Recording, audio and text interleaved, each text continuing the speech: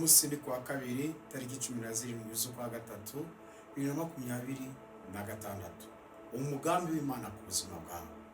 Imana yampaye ijambo ryawe kandi riza kukugeza ku cyo Uwiteka yarakuzaniye.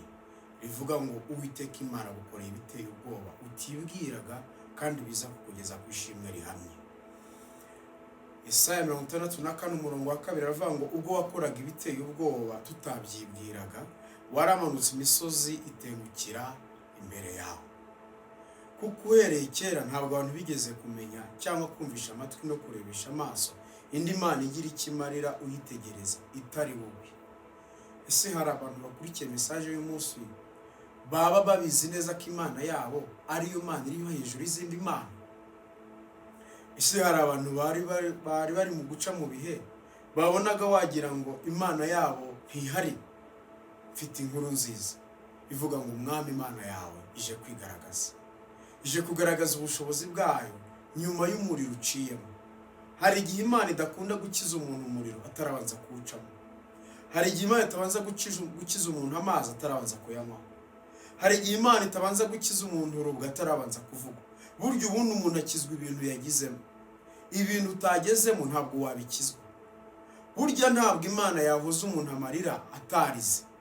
Burya ntabwo Imana yatungisha umuntu wari usanzwe utunze n'ubundi tungisha udafite. Burya Imana ntiyaha amahoro umuntu usanzwe utuye ayafite. Iyo Uwiteka akubwiye ngo nkoze iki, kiba gishe gusimbura ibindi bintu byinshi byari bimaze igihe byibonekeza mu buzima bwawe, bizi ko ari byo bifite ijambo rya nyuma ku buzima bwawe. Iri jambo sizi impamvu rigarutse, ariko ni impamvu nziza. Ngo umwami yayegeje umuriro karindwi arangije abaza ikibazo abagabo ngo ariko murumva iyo Mana muri siri ko yabakiza? Bavuga ngo yego, ibyo bintu uvuga yabishobora. Atariko hari n'igihe twaza gushyada, nicyo ntekereza ko bendaga kuvuga hari ati niyo twapfa kwizera kwacu ni kuyiva. Imisozi yari iri mu buzima bwawe, it is over, irarangiye. Nawe byature ngo mwa misozi mwe Uwiteka akoze ibiteye ubwoba kandi muri mu bintu akoze. Hari igihe ibintu usanga bimaze igihe byarafashe intebe ya mbere mu buzima bw'umuntu, ariko ikintu cyose kigira itangiriro kigira n'iherezo. Muzi impamvu isi izashira? Nuko yegeze kubaho idafite ishusho. Hari ikindi gihe kizagera ibeho nta shusho ifite, ibigaragara nk'ibihesha imbaraga bitakiriho. Izi mpamvu ugiye gukomera nuko hari igihe waciyemo cy'intege nke cyo kuba woroheje, cyo kuba umuntu usanzwe. Ejo Imana yaduhaye ijambo ryanyubatse naryiriwemo ryose ndidigera rivuga ngo Imana itumereje imizi. None duhaye ijambo rivuga ngo ije gukora ibiteye ubwoba tubimwe tutibwiraga. Biravuga ngo bimwe amaso atabonye, iby'amatwi atumvishe, ibitarinje mu mutima w'umuntu, ngo Imana yabiteguriye abakunzi bayo. Ese wari ubizi kuri ku murongo w'abantu Imana ije gukorera ibitangaza bikomeye? Ubwo wakoraga ibiteye ubwoba tutabyibwiraga waramanutse imisozi itengukira imbere yawe. Ese uyu munsi wari ubizi ko ugiye kubaho ku buzima bwawe? Igihe kimwe Kristo amaze kuzuka ngo ibitare byari byaramize abagabo n'abagore, abasore n'abakobwa byarabarutse muri Matayo, birabaruka ngo barangije baratembera. Hari igihe isi imira umuntu ikimwa amakuru y'uko uwo muntu yamize, hari igihe izamuruka. Urufi rwamize Yona rugira ngo Yona azaguma mu nda yarwo, nyamara hari igihe urufi ruzamuruka. Hari abantu ibihe byamize ariko bigiye kubaruka. Hari ibintu abantu bashobora kuba baragizeho ijambo bashingiye ku bubasha n'ubutware bafite, ariko Imana igaruye ububasha bwayo. Erega aya makuru arizewe. Nk'uko hari abantu bagira amakuru y'isi cyangwa se ya Satani, usanga bafite amakuru acicibikara mu kanwa kabo no ku televiziyo no ku mikoro no ku maradiyo bavuga imikoro ya Satani. N'Imana igigira abantu bayo gusa si benshi icisha nk'amakuru yayo y'ibyiza igiye gukora. Niyo mpamvu biravuga ngo nta bizaba itateguye intore zayo. Waruza amakuru agezweho? Byuka n'ingoga. Yesaya 60 baravuga ngo byuka urabagirana, umucyo wawe uraje. Iki ni igihe cyo kubyuka, iki ni igihe cyo kubona imbaraga z'Imana zikora mu buzima bwawe. Hari umuntu ukurikiye iki kiganiro, ndashima Imana. Iminsi yashize hari umuntu waduhaye message y'ubuhamya, bishoboka turaza kwishyiraho mu buhanga bw'ibyuma, atubwira ngo igihe wasengaga usengera umuntu umaze igihe arwaye. Ndimo nari nagiye kwa muganga bansangamo diyabete iri hejuru, kandi nari maze igihe nca mu bintu byinshi binkomereye. Tariki igihe wavuganaga iryo jambo nanjye muri message y'umunsi, ngo numvishije ayo makuru nkuko wari wabivuze ngo uraza kumva isereri. Ndabyibuka ko ne navuze ngo umuntu araza kumva ikintu kimeze nk'isereri, ariko iyo sereri ntabwo aza kuba ari sereri isanzwe, ngo azaba ari imbaraga ziri kweyuraho ibintu byari biri kuri uwo muntu. Uko Imana yabivuze biciye mu kanwa k'umugaragu wawe, niko uwo muntu byamugezeho. Narimo nsoma message yiwe ejo bundi kwa gatandatu, ari kuvuga ngo Imana yarangijije burundu. Kuva nakumva iryo jwi ngo ubusigaye ndyama ngasinzira. Waze kuturebera iyo message bayishyireho ngo ubusigaye ndyama ngasinzira. Sinasinziraga, nari mbabaye cyane, nta mubaro nyumva, kurya byari byarananiwe, narananiwe kwiyakira, ngo ariko ubu ngubu mezereza cyane. Mwene data, aya makuru dutanga afite ahakomoka, kandi nyirayo niwe uyobora abantu bose uzi mu isi wubaha nta butinya, nta bushobora kuba wubahuka, uretse ko dukwiye kubaha abantu bose. Nyiraya makuru aba inyuma yayo kugira ngo ayakore, kamvuge ngo ayabamo kugira ngo ayasohoze. Nimvuga inyuma uraza kumva, ariko agendana n'aya makuru y'Imana ivuga ngo Imana ije gukora ibiteye ubwoba. Hari ikibivuga, erega hari ibintu byatubaye bidutera ubwoba, hari intambara twanyuzemo, hari amakuba twanyuzemo, hari ibyago twanyuzemo, hari ibiteye ubwoba twanyuzemo. Imana ntiyaturekura, Imana ntiyadukuraho amaso. Umunsi umwe narungurutse mu miryango mu bikari by'ikuzimu, ndebamo n'amaso yanjye. Imana yari yantumye kujya kubwiriza ubutumwa ahantu muri Arabia Saudite, gutyo aho dukunda kwita ngo za Maka. Barankubita cyane, barankubita ku kigero cyo hejuru, ngera naho banyambura imyambaro, bankubita nambaye ubusa. Numva umwuka nsigaranye wonyine no gupfa, no kuvuga ngo Mana twari umugaragu wawe, ubwo washimye ko ndibuze gutaha. Bari banyegereje ahantu hari ibyobo bajyaga bajugunyamo abantu baje kuvuga y'ubutumwa, kuko boho bizera yuko kuvuga ubutumwa bundi utandukanyije n'ibyo bizera, kukwica bo bumva ari umugisha, kuri bo bumva ari umugisha, bumva Imana ibizabahemba. Arambwira ati birabyo ubona hariya birimo abandi bantu biyahuye nkawe, ntabwo uri buze kuhava. Ayo ni amarembo y'ikuzimu nabonye, ni amarembo y'urupfu nabonye. Ndavuga Mana, n'ibintu byose wambwiye ubu ngubu ahanjye hararangiye, kubaho kwanjye birarangiye. Mwuka arambwira ngo ndi kumwe nawe, kandi ndagusohora aha hantu. Imana ivuze ngo rero ngije gukora ibiteye ubwoba, hari n'ibindi twabonye biteye ubwoba n'amaso yacu, twumvaga tutabisohokamo, twumvaga tutabivamo. Uretse ko umuntu yibagirwa nk'inzara, inzara irakurya ikagutesha ubwenge, ikagutesha ibitekerezo, ikaguhahamura, ikaba yatuma unagira nabi ukanabeshya. Ariko iyo umuntu amaze kurya atangira kwibaza ngo ariko se gusonza bimera gute? Ni nako n'ibibazo bimera. Uretse ko twibagirwa, hari abantu bakurikiye message bibagiwe ahantu Imana yabakuye, ahantu Imana yabakijije, cyangwa se babyitirira abantu babikoze, kandi ari Imana yakibura abo bantu. Kamubwire, nta muntu wagira ikintu cyiza na kimwe akora atari Imana iri inyuma yiwe. Nta n'umuntu n'umwe wakora ikintu kibi umwanzi atari inyuma ye kugira ngo asoze icyo kintu. Burya ibintu byose byiza ntabwo ari chance, si amahirwe, ni umugisha Imana ibitanze. Hari abantu bibagiwe, baciye mu bihe biteye ubwoba, baciye mu bikomeye bibagiwe.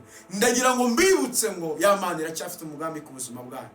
N'abandi mu kibyibuka, nabwiwe ngo ninze mbeyureho umwambaro w'ubwirabure, mbabwire ko igihe cyo kwiboneza kugira ngo mwakire umugisha w'Imana kigeze. Ntabwo nari nzi ko ndibuva aho hantu, nari nzi ko ubuzima bwanjye burangiye aho ngaho, ku mubiri wose nari meze nabi, nuzuye inkovu, mvirirana amaraso, meze nabi cyane. Ariko Uwiteka aramanuka dukora ibiteye ubwoba, mu rupfu Imana irahankura. Hari abantu turi kuvugana uyu mwanya bari kumva iyi message, baryamye barwaye, bamaze igihe bababaye, bategereje ukuboko kw'Imana. Kanguha amakuru yizewe, ukuboko k'Umwami utegereje ntabwo ari uk'umuntu. Uko umuntu gushobora kuba delay, uko umuntu gushobora gukererwa, ariko ukuboko kw'Imana ntabwo kuza gukererwa ku kintu uri kunyuramo, ntabwo kuza gukerera. Ndi kubivuga niho ndabona ari nk'ikintu kimeze nk'ibirori binini, ariko bihuriye nk'abantu bambaye imyambaro myinshi cyane. Nkabona mu ijuru hamanuka amakanzu menshi cyane n'amakositimu menshi cyane. Nkumva umwuka w'Imana ambwira ngo Imana imanuye umwuka w'ibirori, amakwe ku bagabo, ku bakobwa, ku basore. Imana imanuye umwuka w'amakwe, yewe n'abakoze amakwe bagiye kunyura kuri ibindi birori bindi. Imana imanuye umwuka w'ibirori, Imana imanuye umwuka w'ingo, imbaraga z'Imana zije guhangana n'umwuka wa divorce, wa gatanya uri mu miryango. Imana ije kubaka imiryango yizera Imana, imiryango yabonye Imana, kandi imiryango izabyarira Imana. Nkuko hari ababyarira Satani bakarerera Satani, hari n'abantu babyarira Imana. Abo si benshi ariko babaho, ariko uzabe mu bantu babyarira Imana. Kubyarira Satani biragatsindwa. Ndagira ngo dusengane. Ubwo wakoraga ibiteye ubwoba, rega ya Mana mwanditsi w'Eburayo yaravuze ngo uko yari iri niko izahora, ntabwo yigeze ihinduka. Uyu munsi waza kubyemera kuko umwami Imana hari ibintu akoze mu buzima bwawe. Iyi message y'uyu munsi hari umuntu uyikurikiye waraye arose bari kumunika, kandi amaze iminsi afite umwuka w'ubwoba bwinshi ku kigero cy'uko na telefone yirasona akikanga. Mu by'ukuri ntabwo azi impamvu yabyo, wowe ukurikiye iyi message y'uyu munsi. Hano nta Imana itangira amakuru, kandi amakuru ya ntabwo yishyuzwa. Ni amakuru Imana itanga ku buntu ngo ababyizera bayakire, kandi turi kubona abakorera mu buzima bwabo. Ntabwo bose bavugira Imana baba bakeneye iby'abantu, baba bakeneye kugira ngo ahubwo Imana itanga ibyayo ibihereza abayo. Wari umaze igihe ufite ubwoba kugera ku rwego na telefone yasonaga umutima ukumva urakutse, kugera no ku rwego wakuragamo n'ijwi ugashyiramo kwa kundi hinda, nabwo ukumva umutima wawe uri gukuka. Hari ikintu numvishije muri aka kanya, hari amakuru numva nakiriye kandi nayawe. Haleluya! Dukorera Imana itari bayari, dukorera Imana y'imbaraga, kandi tuvuga Imana yihagije. Yanakivuga tudahari, ariko kuko twemeye natwe ducamo. Ubwo bwoba icyo bwari buhatse cyari icy'ukuri, ariko Imana igikuyeho. Tuzi umutima Uwiteka agikuyeho. Kandi mbonera no kubwira n'undi muntu wese wari guca muri leta y'ubwoba, muri leta y'ibitero, muri leta yo kurwanya. Hari abantu nabonaga barara bagenda amajoro, nijoro ukarara ugenda mu nzu, ukarara ugenda. Ndi kubwirwa ngo umwuka w'uruzerero wo kurorongotana Imana iri kuwukuraho. Yakobo ngo yamaze imyaka 21 yose arorongotana, yizereraho, yizengurukaho, ibyo akora atazi aho bijya, ngo ariko imbaraga z'Imana ziraza zikora ibiteye ubwo batabyibwira. Mu ijoro rimwe ubuzima bwe bugira ishusho, mu ijoro rimwe imibereho yigira icyerekezo. Nawe mu gitondo kimwe kuri itariki ya 17 ibintu byawe bigize ishusho mu izina rya Yesu. Icyageragezaga ku manifesting ishusho yacyo nigitsindwe by'iteka ryose, nigitsindwe. Hari umuntu uri kunywa ibinini, ntabwo ndibuvuga icyo arwaye, ariko ari kunywa ibinini, kandi ari kubinywa kubera indwara arwaye, azi kwidakira. Kakubwira amakuru. Ibi birakomeye kubivuga, ariko ndabikubwira kuko ni umwami Imana biduhaye. Iyo ndwara ntabwo ari iyo kukwica, nta nubwo ari iyo kugukura mu bandi bantu ngo ube isolated, ngo ube donc nyine uve mu bantu. Ntabwo iyo ndwara ari kugukura mu bantu. Oya, ibyo bibembe Imana mbonye ibihunguraho. Uze gufata amazi mu gikombe, mu itasi, apana igikombe, mu itasi. Uze gufata amazi mu itasi, usukemo agere mu cyakabiri cy'icyo gikombe. Nagera mu cyakabiri cy'icyo gikombe, uze kunywaho. Numara kunywaho ayanduye akaye mu ntoki gutya, uvuge ngo Mana ndagushima ko nkijije bino bibembe, ntabwo uzongera kubona iyo ndwara ukundi. Shaka ahantu ujye ubikore, shaka uburyo icyo ubikora. Ibyo ngibyo Imana irabikoze, ntabwo uzongera kubyumva ukundi. Hari undi mubyeyi warimo ababara cyane mu kiziba cy'inda ku rwego rwo hejuru cyane, kandi warivuje ahuye n'abaganga, abajenekologe benshi batandukanye n'abandi baganga, byari byaranze. Fataho aka kanya, imbaraga z'umwuka w'Imana utanga ubuzima ziragukijije. Amen. Njye navuze ko ntazareka kuvuga ukuri kw'Imana, kuko n'abavuga ukuri kw'abantu bakuvuga bakwitayeho, bagashyiramo imbaraga nyinshi n'ubwenge bwinshi, bagashaka n'amategeko arengera bene uku kuri, kugira ngo bikunde byumvikane kuko ari ukuri, kandi wenda ari n'ukuri kudashyitse kutanakiza. Ntekereza ko ariho Hitler yavuze ngo iyo umuntu abashe kuvuga ibinyoma neza yabiteguye ngo bigira imbaraga kuruta ukuri.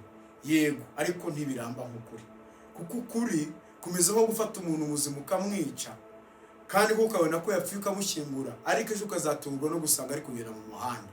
Uko niko kuri kumeze, aho wagushyingura hose kugira umunsi wo kuzuka. Simvuze ko kutapfa mu buryo bwo kubura umwuka nk'uko umuntu abura umwuka akajya muri koma, ariko kuri kujya gukanguka. Abantu muryamanye ukuri kw'ibintu Imana avuze ku buzima bwanyu, nimwongere mu bikenyerereho, nimwongere mu byishimire, namwe mukigerageza imbaraga z'Imana, muzi ko Imana idahari itagikora. Namwe nimube maso murebe ineza y'Imana. Imana iracyavuga, Imana iracyakora, kandi ubu ni bwije. Twayivugaga ubije kwivuga y'ubwayo, kandi irahera kuri bike twumva uyu munsi wa none ikora ibikomeye. Ndagushimiye Mana nziza, ubwo wakoraga ibiteye ubwoba tutabyibwiraga. Mana ishimwe. Haleluya. Derango zimifore dangosine. Ubwo wakoraga ibiteye ubwoba donvine mangosi, ubwo wakoraga ibidongene fayine tutabyibwiraga, waramanutse imisozi itengukira imbere yawe. Kuko uhereye kera ntabwo abantu twigeze kumenya cyangwa se kumvisha amatwi no kurebesha amaso yacu indi Mana igira icyo imarira uyitegereza atari wowe. Ni ukuri, nta yindi Mana twigeze kubona igira icyo imarira abantu bayitegereza. Ntiduhakanye ko ziriho, zinagaragara nk'izikora, ariko ni ibintu biri aho by'ibintagazi abantu biyubakiye babishyiramo dogma, babyizera nk'ukuri, ariko uri Imana ikora bikagaragara. Turavuze ngo imisozi yose yari mu buzima bwa bene data uyu munsi nitenguke mu izina rya Yesu Kristo. Indwara nizikurweho, ubuganga nibukurweho, ubumuga nibukurweho, amarira nakurweho, ikimwaro nigikurweho, ibyaha nibikurweho, ibyago nibikurweho, amakuba nakurweho, mivumo y'amateka nikurweho, mivumo y'akarande nikurweho, ijambo ry'ahakera nirikurweho, imitego y'isi nikurweho, amategeko y'abadayimoni nakurweho, ibitero by'umwanzi nibikurweho. Yesu Kristo, urambura ukuboko kwawe gukiza abakumvira ndetse n'abizera ijambo ryawe. Nta wundi dufite atari wowe, ni wowe Ebeneza, ni wowe Mana yacu yonyine ishobora kuzahura abayizeye. Mwami, ni wowe wenyine twiringiye. Twatuye umugisha ku bakunzi wa message uyu munsi, cyane cyane kubafata ubutumwa bakabusangiza abandi. Mwami, baha umugisha mu mahanga yose barimo, isi yose ibona umucyo kubera ko uri umwami w'umucyo, isi yose ibona imbabazi kuri umwami w'imbabazi, indushyi ziruhuke kuri umwami waje kuruhura. Uyu ni umwaka w'imbabazi, ni umwaka Uwiteka agiyemo, agiriye neza abamwizera. Urakoze mukunzi kuko utugiriye neza mwami wacu, ni mu izina ry'umwami Yesu Kristo. Amen.